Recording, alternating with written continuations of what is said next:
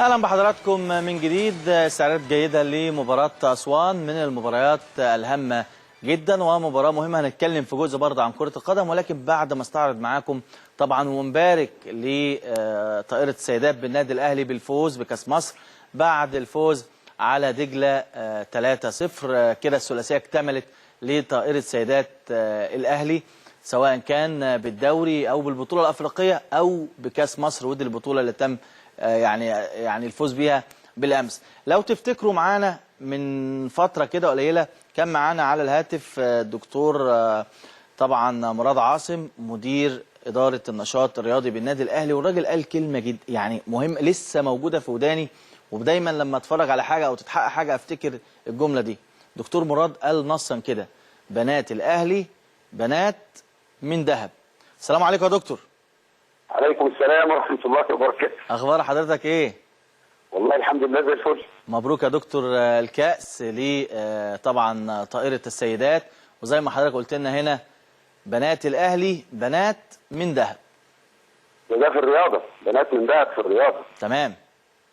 لكنهم بنات من ناس في السلوك والانضباط والنظام حاجة تفرح القلب يعني لو حد عنده بنات ويتمنى اقول له اتمنى يبقوا زي بنات الاهلي ان شاء الله.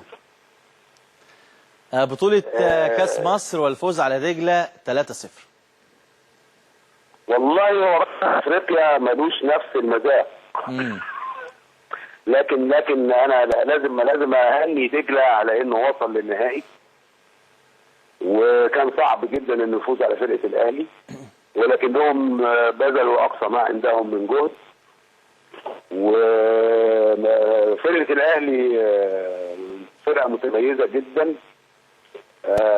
اتصور انهم يقدروا يحافظوا على صداره البطولات لمده لا تقل عن 5 سنوات ان شاء الله. فانا متفائل بيهم جدا وبجهازهم وبسلوكهم واخلاقهم، حاجه عظيمه. انا سعيد سعاده شخصيه حتى بغض النظر عن العمل، يعني فرحان بيهم.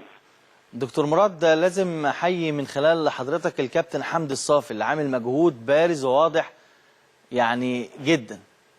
حمدي الصافي نجم اصلا، كلاعب نجم وكمدرب نجم، وهو راجل لطيف وهادي وفنان، والولاد بيتعاملوا معاه باعتباره اخ كبير، وفي حاله حب جميله قوي في الفرقه دي.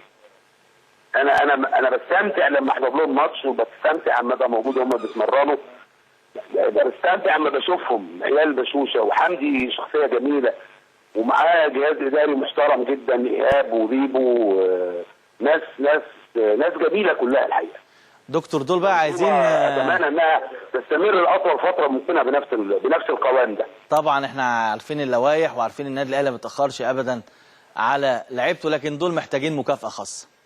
النهارده معروض عندنا مكتب تنفيذي ان شاء الله معروض ان احنا نعمل لهم مكافاه خاصه، واعتقد ان رئيس البعثه عضو مجلس اداره النادي الاهلي كابتن مروان هشام كان صرح بحاجه قريبه من الكلام ده الاسبوع اللي فات، وهي معروضه النهارده فعلا. دكتور مراد عاصم مدير النشاط الرياضي بالنادي الاهلي، بشكرك ودايما بالتوفيق. الله يخليك. توفيق يا دكتور. طبعا يعني فعلا لما بيكون في فرقه